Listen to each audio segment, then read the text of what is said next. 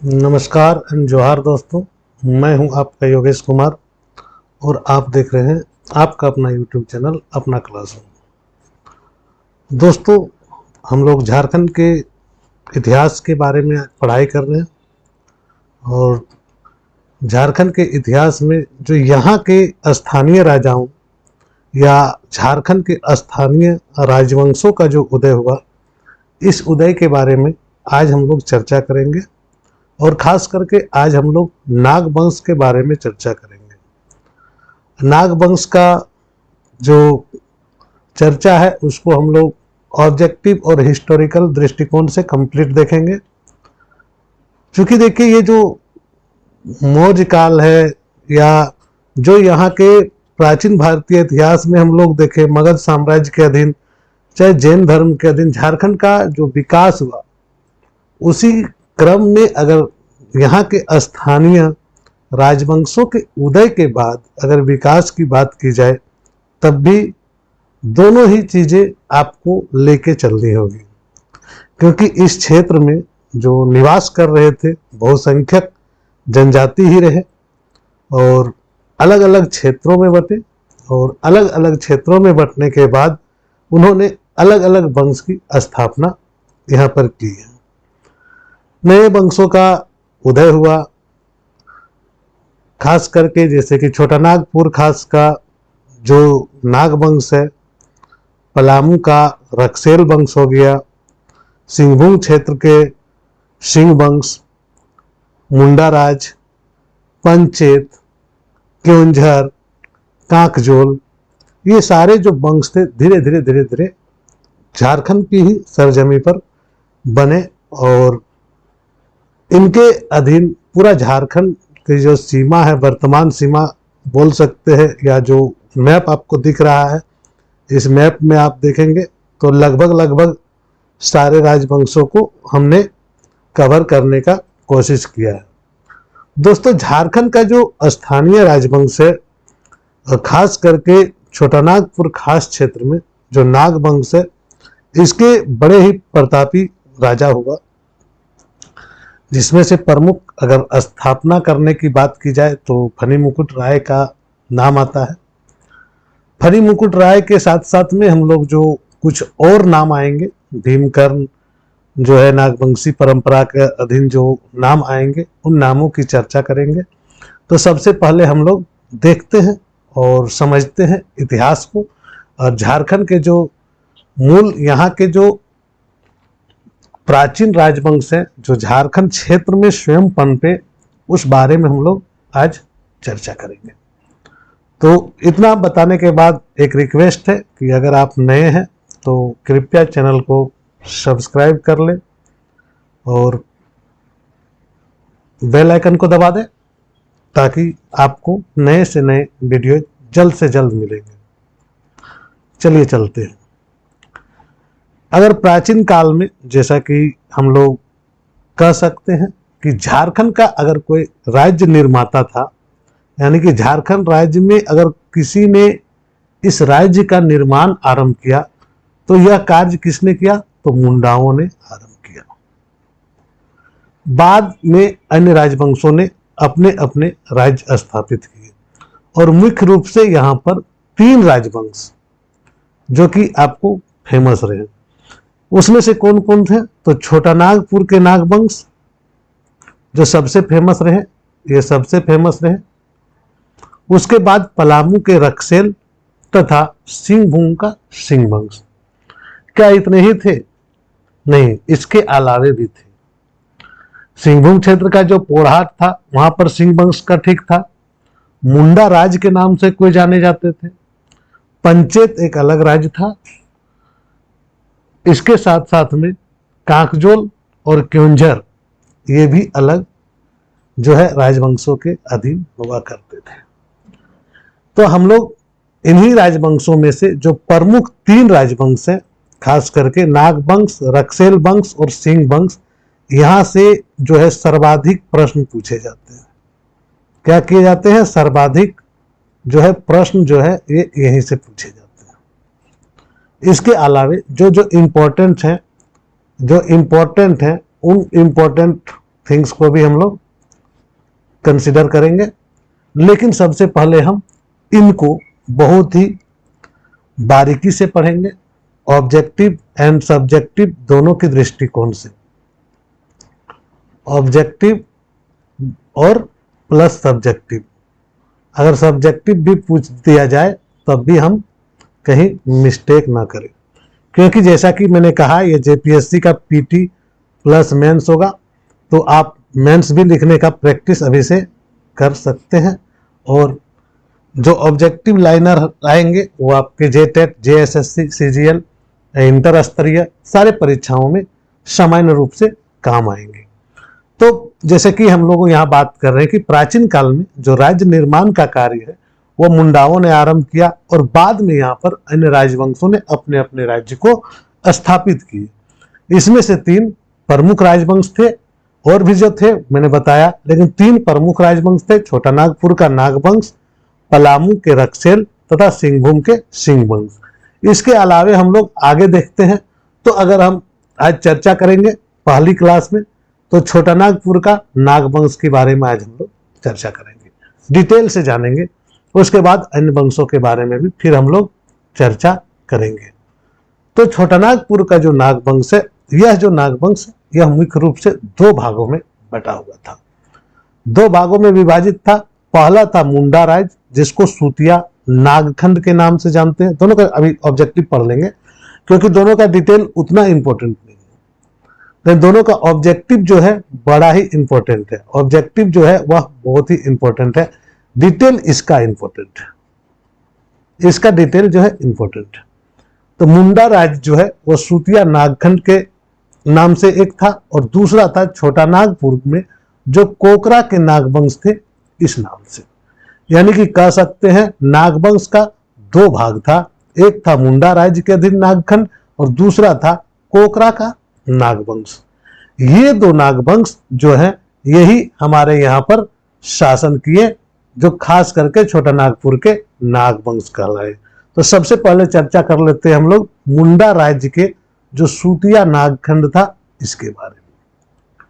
और यहां से चूंकि मैंने बोला यहां से ऑब्जेक्टिव ज्यादा पूछे जाते हैं और सब्जेक्टिव थोड़ा कम, तो ऑब्जेक्टिव दृष्टिकोण से इसको हम लोग लेंगे। तो चलिए देखते हैं। झारखंड की जनजातियों में मुंडाओं की प्रधानता थी, और राज्य निर्माण की प्रक्रिया भी उन्होंने ही सर्वप्रथम शुरू की, जैसा कि हमने पहले बात किया। छोटा नागपुर में रीता या रीसा, हमेशा याद रखेंगे ये नाम बड़ा ही इंपॉर्टेंट है। रीसा मुंडा प्रथम मुंडा जनजातीय नेता थे। रीसा मुंडा जो थे वो क्या थे? प्रथम मुंडा जनजातीय नेता था, जिसने राज्य निर्माण की प्रक्रिया शुरू की। इसने राज्य निर्माण की प्रक्रिया शुरू की थी कहां? झारखंड में। इसने सूतिया पाहन को मुंडाओं का शासक चुना था। किसे? सारे चीज पूछे जाते जो लाइनिंग कर रहे हैं। सूतिया पाहन को मुंडाओं का शासक चुना और नए राज्य का नाम दिया सूतिया नागखंड। अगर पूछा जाए कि सूतिया नागखंड का नाम जो है किसने दिया, तो यह जवाब होगा रीसा मुंडा ने। कहीं कहीं रीता मुंडा भी लिखा हुआ रहता है। तो सूतिया पाहन को इन्होंने शासक बनाया और राज्य का नाम दिया सूतिया नागखंड। इन्होंने क्या किया कि सूतिया ने अपने राज्य को 7 गढ़ों और 21 परगनों में विभक्त कर दिया, शासन को आसानी से चलाने के लिए। तो वह 7 गढ़ कौन कौन से थे और 21 परगना कौन कौन से थे, क्या अभी भी है, यह देख लेते हैं। तो इन 7 गढ़ों में से पहला था लोहगढ़, जो वर्तमान में लोहरदग्गा है। हजारीबाग, जो वर्तमान में हजारीबाग है। पलूनगढ़, जो वर्तमान में पलामू है। मानगढ़, जो वर्तमान में मानभूम है परंतु अभी पश्चिम बंगाल में, और धनबाद के कुछ क्षेत्र इसमें आ जाते हैं। नेक्स्ट है सिंहगढ़, जिसको हम सिंहभूम कहते हैं। केसलगढ़ और सुरगुजगढ़, तो इसको सुरगुजा के नाम से हम लोग जानते हैं। तो ये 7 गढ़ों में विभक्त थे। इसके अलावे जो 21 परगने थे, उन परगनों को अगर देखा जाए तो आज भी कई परगने इस प्रकार से ही नाम है। इसमें 21 परगना जो है वह देखेंगे। तो इसमें ओमदंडा, दोईसा, खुखरा, सुरगुजा, जसपुर, गंगपुर, पोरहाट, गिरगा, बिरवा, लचरा, बिरना, सोनपुर, बेलखादर, बेलसिंह, तमार, लोहारदी, खरसिंह, उदयपुर, बोनाई, कोरिया और चंगमंकर। इसमें से कुछ परगनों के नाम आज भी उसी प्रकार से है। अब आपका सवाल आता है कि प्रश्न में किस प्रकार से पूछे जाएंगे अगर ऑब्जेक्टिव आएंगे तो देखिए, प्रश्न जिस प्रकार से भी पूछे जाएंगे अगर ऑब्जेक्टिव आए तो कम से कम इतना आपको याद रखना है, सूतिया ने अपने राज्य को 7 गढ़ और 21 परगनों में विभक्त किया था। इतना तो आपको जरूर याद रखना है और अगर हो सके तो 7 गढ़ का नाम आपको याद रखना चाहिए और 7 गढ़ का नाम आपको याद रहे। 24 परगने का नाम याद हो ना हो, लेकिन 7 गढ़ का नाम आपका याद रखना चाहिए। कहा जाता है कि सुतिया पाहन द्वारा स्थापित यह राज्य संपूर्ण झारखंड में फैला था, परंतु दुर्भाग्यवश यह राज्य जल्द ही समाप्त हो गया। बहुत ज्यादा दिनों तक यह राज्य जो है वह नहीं चल पाया और यह राज्य जल्दी ही खत्म हो चुका था।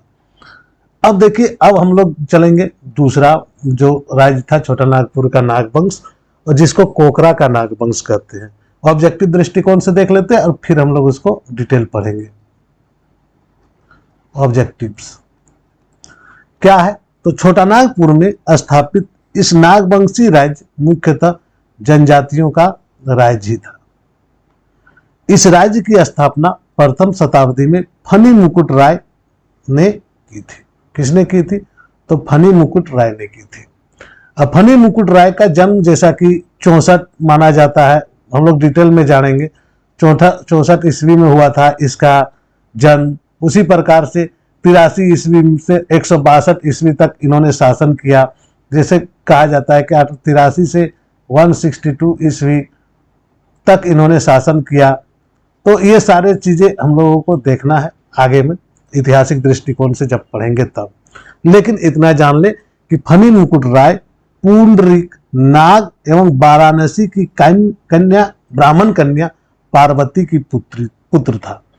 यानी कि ये जो है 2 अलग अलग रेस का इसके पास खून जोड़ रहा था। जो फनी मुकुट राय थे, पुंडरीक का नागवंश और बनारस की ब्राह्मण कन्या का पुत्र था। ये थोड़ा सा कंट्रोवर्शियल है, लेकिन आगे देखेंगे क्या है। फनी मुकुट राय का विवाह पंचेत के गोवंशीय राजपूत घराने में हुआ था और फनी मुकुट राय ने राज्य को 66 परगने थे। वहां पर हम लोगों ने कितना परगना देखा था? 7 गढ़ और 21 परगना। यहां पर हम लोग देख रहे कितना? तो फनी मुकुट राय ने 66 परगना में पूरे को विभक्त कर दिया था। तो इसमें से क्या था? 22 था घटवारी में, 18 था खुखरागढ़ में, 18 था दोयसागढ़ में, 8 था जस्सीगढ़ में। ये फनी मुकुट राय ने, और इन्होंने अपनी राजधानी कहां बनाई? सुतियांबे। सुतियांबे को अपनी राजधानी बनाई। ये प्रश्न बहुत बार पूछा जाता है कि नागवंश की राजधानी सुतियांबे किसने बनाई थी। और यहां पर इन्होंने क्या किया था? सुतियांबे में एक सूर्य मंदिर का भी स्थापना कर दी थी। यहां पे एक सूर्य मंदिर की भी स्थापना की गई थी। नेक्स्ट हम लोग देखते हैं कि फनी मुकुट राय के समय यहाँ की जनता जैसे कि मुख्यतः जनजाति थी, परंतु राजा बनने के बाद, ये जब राजा बने उसके बाद यहाँ पर ब्राह्मण, राजपूत तथा हिंदू जातियों की संख्या में बढ़ोतरी हुई। इसलिए इसे फनी मुकुट राय को नाग वंश का आदि पुरुष माना जाता है। यह प्रश्न पूछा जाता है कि नाग वंश का आदि पुरुष किसे माना जाता है, तो यह जवाब होगा आपका फनी मुकुट राय। फनी मुकुट राय का दीवान जो था वह पांडे भवराय श्रीवास्तव था। पांडे, अब बोलिएगा कि सारे आदिवासी की संख्या ज्यादा थी, परंतु यहां पर तो श्रीवास्तव आ गया, ये तो आदिवासी नहीं थे। तो इसकी भी कहानी हम लोग आगे देखेंगे। चौथा नागवंशी राजा प्रताप राय, इन्होंने क्या किया? सुतियांबे से राजधानी को परिवर्तित किया और चुटिया ले गया, जो अभी वर्तमान में चुटिया देख रहे हैं वही। और चुटिया कहाँ है? तो स्वर्ण रेखा नदी के तट पर बसा हुआ और इन्होंने नई राजधानी में बाहर से बुलाकर, माना कि जो झारखंड का मूलवासी थे, जो जनजाति थे, उनको तो वे तो थे ही, परंतु इसके अलावे भी बहुत सारे जनजातियों को, अन्य जातियों को बुलाकर यहाँ पर बसाया। यही है जो जिसके कारण से झारखंड में बाहरी, जिसको हम लोग बोलते हैं सदान, या जिसको हम लोग बोलते हैं जो बाहर से आके यहाँ पर बाहरी 1932 खतियान नहीं तो लंदफंद जो भी बोलते हैं, इसके पहले से ही बाहरियों को बुलाकर बसाने का काम किसने किया था? तो राजा प्रताप राय ने। इन्होंने सुतियाम्बे से पहले राजधानी को ट्रांसफर किया। कहाँ किया? तो चूटिया ले गया, और चूटिया ले जाने के बाद इन्होंने राजधानी में लोगों को मिलकर बसाया, क्योंकि वह क्षेत्र वीरान क्षेत्र था, जंगल क्षेत्र था, और जंगल क्षेत्र होने के कारण वहां पर जो है लोग नहीं थे, इसलिए इन्होंने सभी को निमंत्रण दिया और सबको वहां लाकर बैठाया। और इसी प्रताप राय ने राज्य में कहा जाता है कि सर्वत्र शांति व्यवस्था भी कायम थी, कहीं भी किसी प्रकार का कोई झगड़ा झंझट नहीं था। एक अन्य नागवंशी राजा, जो प्रतापी राजाओं की बात कर रहे हैं हम यहाँ पर, एक और नागवंशी राजा थे, राजा भीमकर्ण। इन्होंने भी राजधानी को परिवर्तित किया।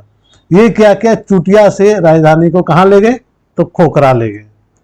और भीमकर्ण को सरगुजा के हेहय वंशी रक्सेल राजा जो थे, उसके साथ एक भीषण लड़ाई हुआ था, भारी रक्तपात हुआ था। इसको हम लोग बरवा की लड़ाई के नाम से जानते हैं। और इस बरवा की लड़ाई जो है, यह जो बरवा की लड़ाई है, इसी बरवा की लड़ाई में जो है भीमकर्ण ने रक्सेल को हरा दिया था। और रक्सेल राजाओं को हराने के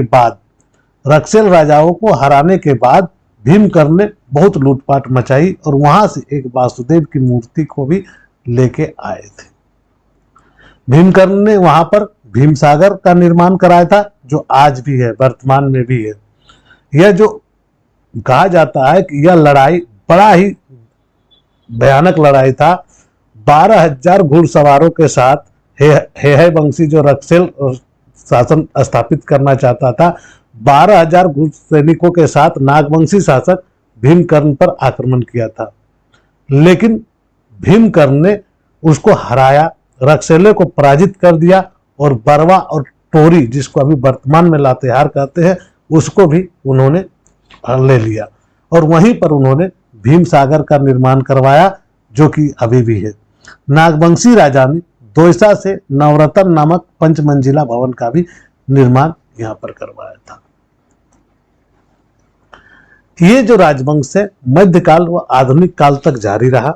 लेकिन नागवंशी राजाओं की राजधानी का अगर क्रम पूछा जाए तो सबसे पहले जो राजधानी था वह राजधानी था सुतियाम्बे, दूसरी राजधानी बनी चुटिया, तीसरी राजधानी बनी खोखरा, चौथी बार राजधानी बनी दोयसा, फिर बनी पांचवी बार पालकोट, और छठी बार तूगढ़। लेकिन पहला तीन को ज्यादातर पूछा जाता है किसने और कब बनाई, और सुतियाम्बे को किसने राजधानी बनाई, चुटिया को किसने राजधानी बनाई, और खोखरा को किसने राजधानी बनाई, और जो राजधानी का परिवर्तन जो किया था, इन सभी का नाम यहाँ पर पूछा जाता है।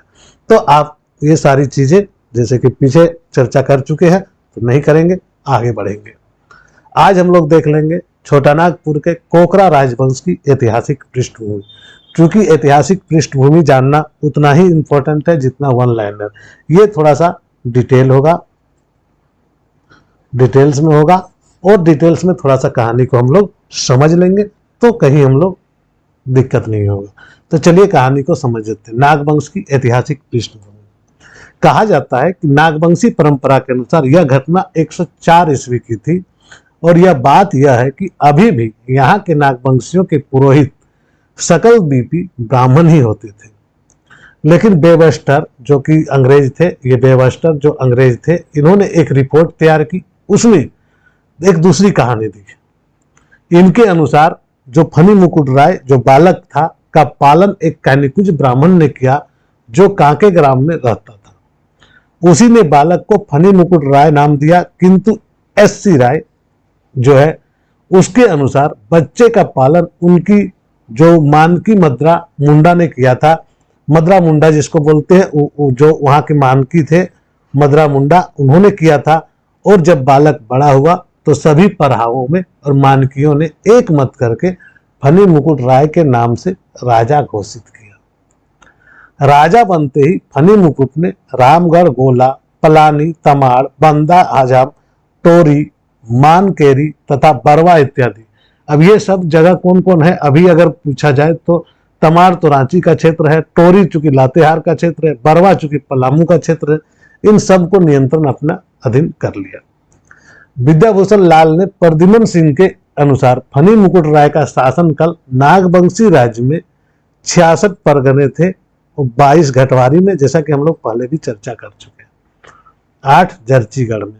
इन सभी कथाओं से यह स्पष्ट होता है कि अत्यंत प्राचीन काल में भी छोटानागपुर खास में अच्छी खासी आबादी थी, जिसमें आदिवासी और गैर आदिवासी दोनों की ही संख्या बहुत थी।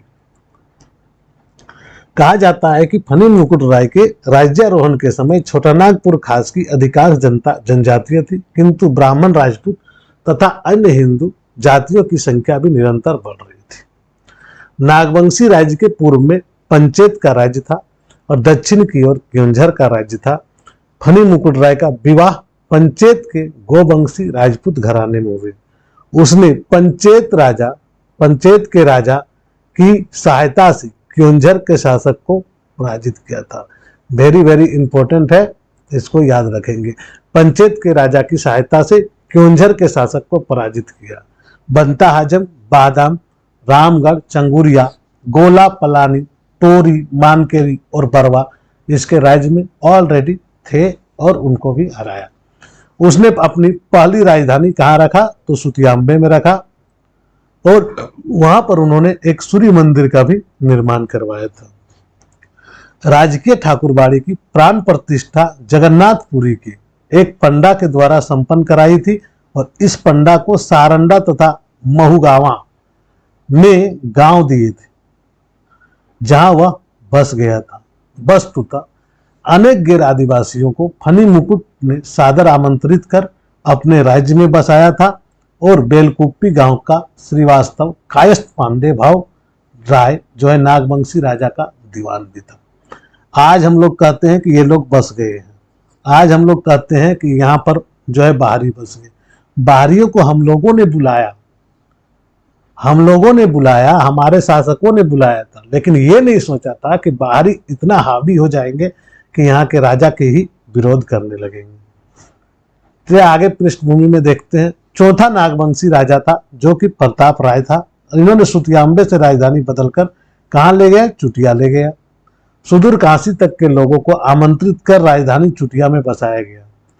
नागवंशी राज्य में सर्वव्यापी शांति एवं सुरक्षा थी और यहाँ का राजा उत्तरोत्तर शक्तिशाली होता जा रहा।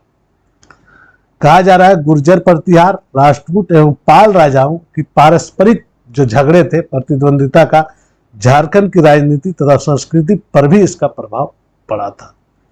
उनमें से कोई न कोई अवसर पाकर इस क्षेत्र में अपना प्रभुत्व स्थापित कर लेता था। घाघरा थाना स्थित हापा मुनि गांव का महामाया मंदिर उसी का परिणाम है। इस मंदिर का निर्माण गजघंट राय ने महाराष्ट्री गुरु हरिनाथ के द्वारा करवाया था। गजघंट राय ने, याद रखेंगे, महामाया मंदिर हापा मुनि गांव। गुमला के चैनपुर के निकट टांगीनाथ का प्रसिद्ध मंदिर का निर्माण भी इसी काल में हुआ था। दूसरी ओर हजारीबाग के इटखोरी में महेंद्रपाल के शिलालेख से सिद्ध होता है कि 9वीं शताब्दी के उत्तरार्ध में गुज्जर प्रतिहारों ने छोटानागपुर खास के सीमावर्ती इलाकों पर कब्जा कर लिया था। अंततः पाल राजाओं के कमजोर पड़ जाने के कारण छोटानागपुर खास के विभिन्न राज्य उनके द्वारा आक्रांत किए जाने से बच गए थे। और कहा जाए कि छोटानागपुर के सभी शासकों के पारस्परिक संबंध चूंकि सौहार्दपूर्ण थे, सो बात नहीं है। अगर इसमें से पलामू तथा सरगुजा उन दिनों रक्सेलों के अधीन थे। नागवंश के जो राजा थे भीमकर्ण ने सरगुजा के रक्सेल राजा के साथ युद्ध करना पड़ा था और सरगुजा के राजा ने 12,000 घुड़सवारों तथा एक बड़ी पदाती सेना के साथ नागवंशी राज्य पर आक्रमण किया था। भीमकर्ण ने इस सेना को बरवा की लड़ाई में पराजित कर दिया और सरगुजा की ओर धकेल दिया, और बरवा और पलामू के टोरी परगना तक अब नागवंशियों का कब्जा हो गया। भीमकर्ण ने रक्सेलों से जो कुछ लूटा उसमें वासुदेव की मूर्ति थी, जैसा कि हम लोग वन लाइनर में भी देखे, और लगभग इसी समय भीमकर्ण ने चुटिया के एक जगह है जिसे खुखरा, इसी को अपनी राजधानी बनाया। यह अकस्मात परिवर्तन इसलिए किया गया क्योंकि चुटिया जो है वो बंगाल के आक्रमण करने वाले तुर्कों के मार्ग से अत्यंत निकट था। बख्तियार खिलजी ने झारखंड के रास्ते ना दिया पर अचानक आक्रमण कर लक्ष्मण सेन को पराजित कर दिया था। यह कठिन कहना होगा कि बख्तियार खिलजी के झारखंड होकर गुजरने से नागवंशियों पर कोई अस्थायी प्रभाव पड़ा या नहीं, किंतु इतना निश्चित है कि झारखंड पर पारंपरिक एकाकीपन समाप्त हो चला था और इस क्षेत्र पर मुस्लिम आक्रमणों की संभावना बढ़ गई थी। इसी बीच में अगर देखेंगे बख्तियार खिलजी के समय में ही, तो उत्तर का जो राजनीतिक स्थिति था वह काफी उथल पुथल भरा हुआ था और झारखंड में उस कारण से आने वाले लोगों की संख्या बढ़ी थी। इसमें ब्राह्मण और क्षत्रिय बहुसंख्यक लोग आ जा रहे थे और प्राचीन काल के अंत होते तक झारखंड में भारतीय इतिहास की गतिविधियों से सुरक्षित रहते हुए भी बाह्य जगत से अप्रवाहित नहीं रहा। कहा जाता है कि छोटानागपुर खास में नागवंशी सुस्थापित हो चुके थे और निकट हजारीबाग एवं मानभूम में किन्हीं मान राजाओं का शासन था। धनबाद के निकट एक जगह है गोविंदपुर में कवि गंगाधर, जो 1373 से 78 के द्वारा एक रचित प्रस्तर शिलालेख एवं हजारीबाग के दूधपानी नामक स्थान में 8वीं सदी के शिलालेख में इसका उल्लेख है। प्रसिद्धि यह भी है कि मानभूम की सवर जाति अपनी नारियों का मान राजाओं के अत्याचार के कारण पंचायत आकर बस गए थे और 10वीं शताब्दी के भूमि स्वराज्य आंदोलन का प्रमुख कारण संभवतः मान राजाओं का अत्याचार ही था। संथाल परगना क्षेत्र में कांकजोल राज्य का नष्ट हो चुका था और राजमहल का इलाका उजाड़ हो गया था। अगर पूर्व मध्यकाल की बात करें तो रामगढ़, कूड़ा, केदी, छे तथा खड़गडिहा उस क्षेत्र के प्रमुख थे, राज्य थे जो आज हजारीबाग, चतरा, गिरिडीह, कोडरमा और बोकारो जिला में शामिल है। रामगढ़ राज्य की स्थापना 1368 ईस्वी में लगभग बागदेव सिंह ने की थी और अपने बड़े भाई सिंहदेव के साथ वह नागवंशी महाराजा की सेवा में था। बागदेव सिंह और सिंहदेव दोनों भाइयों में मतभेद हो जाता है और स्वामी के प्रति मतभेद हो जाता है और दोनों भाई अपने स्वामी से अलग हो जाता है और वे चले जाते हैं बड़का गांव क्षेत्र और परगना जो कर्णपुरा चले आते हैं। स्थानीय राजा को पराजित करते हैं और कर्णपुरा पर अधिकार कर लेते हैं। धीरे धीरे वे लोग अन्य 21 परगनों पर कब्जा कर लेते हैं। बागदेव सिंह ने राजधानी को सिसिया में रखा था और बाद में राजधानी बदलकर उसने उर्दा, फिर बादम तथा अंत में रामगढ़ ले गया। खड़गडिहा राज्य की स्थापना 15वीं शताब्दी में हुई थी और दक्षिण भारत में आए हंसराज देव नामक व्यक्ति ने इसकी स्थापना की थी। उसने बंदावत जाति के एक शासक को परास्त कर गए तथा हजारीबाग के बीच 90 किलोमीटर लंबे क्षेत्र पर अधिकार किया था। इस राज परिवार ने उत्तरी बिहार के ब्राह्मण जमींदार परिवारों से वैवाहिक संबंध भी स्थापित किए थे। दोस्तों, ये था हमारा छोटानागपुर के नागवंश का इतिहास, और जो कि हम लोगों ने दोनों ही वे में देख लिया। एक तो पहले कि हम लोगों ने देखा कि वन लाइनर टाइप से अगर आए तो कैसे करेंगे, और अगर पूरी तरह से आपको लगे कि नहीं वन लाइनर के साथ साथ में डिटेल है तो पूरा वीडियोज को देख लें। पूरा वीडियोज को आपने देख लिया तो कैसा लगा आपको क्लास या कमेंट करके ज़रूर बताएं और दोस्तों से शेयर ज़रूर करें। धन्यवाद। लिंक को शेयर कर दीजिएगा तो किसी को परेशानी भी नहीं होगी, पढ़ाई करने में आसानी होगी। धन्यवाद।